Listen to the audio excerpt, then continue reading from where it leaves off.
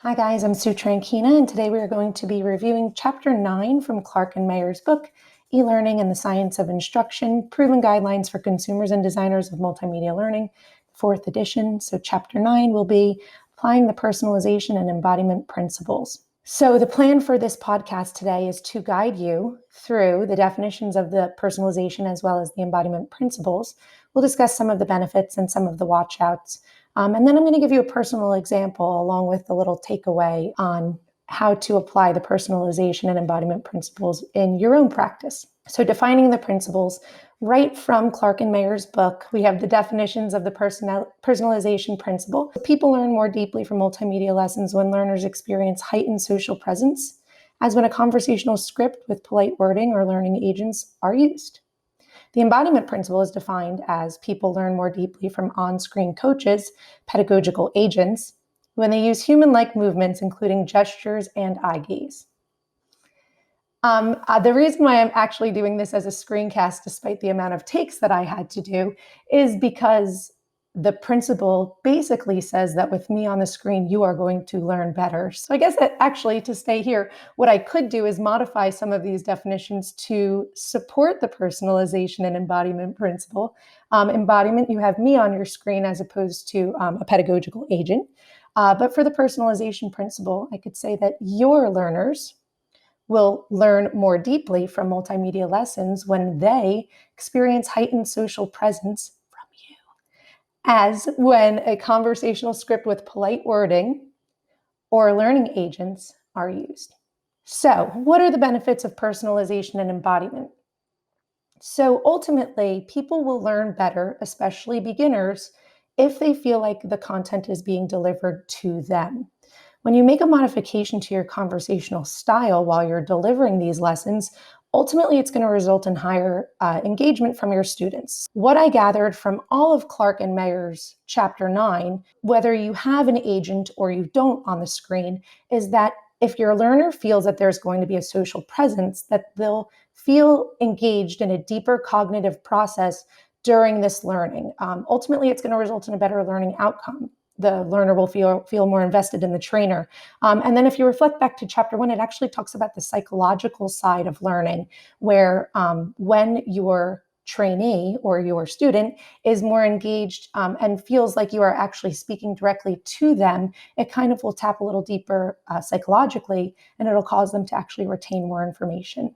Clark and Mayer also tell the trainers to really watch out when you're using these personalization and embodiment principles because you want to be pretty modest with the personalization. You can really go overboard on this. I think that after reviewing some of the other principles that are being studied this past week, in all cases, you can go overboard with making modifications to the way that you deliver your trainings. But I think more so too with personalizing this. You don't want to create an inappropriate tone for learning. You don't want the learner to underestimate the seriousness of the training because there's personalization in it. And also, another big watch out, and I think that this goes with a lot of e-learning from what I've gathered through Clark and Mayer's reading so far, some of these studies are just beginning.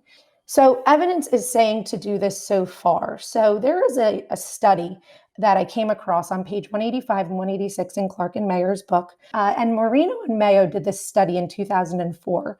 And it was to promote personalization through conversational style. Ultimately, formal versus conversational style. If you define personalization, ultimately you want to have a conversation with your students or with your trainees. Especially in e-learning models, this is going to be really important, but the changes don't have to be drastic. You can really just make modifications to one or two of the words. So this study from Moreno and Mayo in 2004 states that in an education-based computer game introduction, and other questions, but the one that stuck with me the most as a trainer was this. There was a statement in the beginning that basically says it produces the bright light that people notice as a flashing light. If you just make a modification from people to you, it produces the bright light that you notice as a flash of lightning. Then you've personalized your instruction. Throughout their study, Moreno and Mayo Mayer found that the personalized groups produce 20 to 45% more solutions to transfer problems than the formal group. If you could get your students to produce 20 to 45% more solutions by just changing the way that you are asking the questions, or change the way that you are delivering the training, I think that we would all be on board with making these modifications.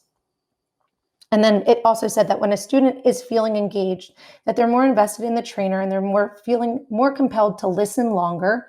And like we said, if you reflect back to chapter 1, they'll tap more into the psychological background of learning and retaining that information.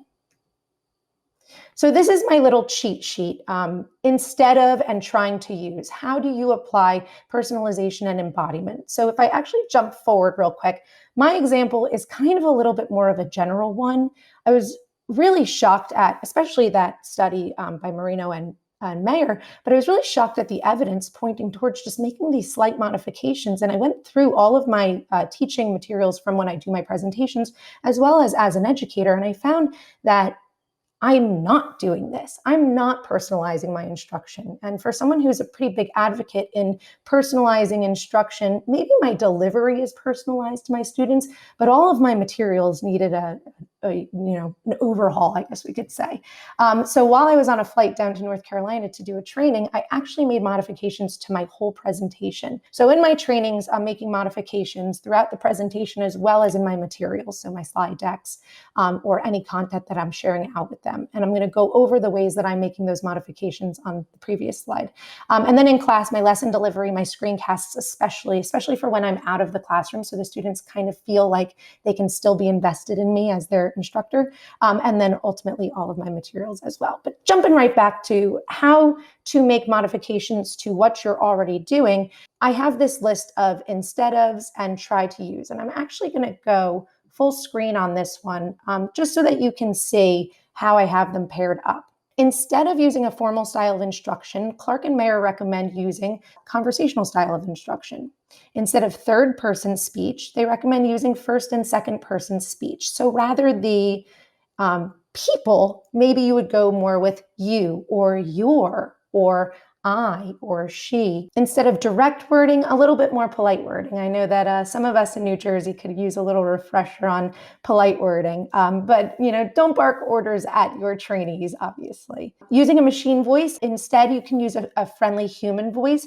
I think that this is really important when you have those on-screen agents. A lot of times people are compelled to use a machine voice if it's a machine that's doing the training, but the studies have proven that that is actually detrimental to your students' learning. This was a really big one. When you have your on-screen agent, you want them to look more human or human-like, as opposed to a cartoon on-screen agent. You don't want to distract your students.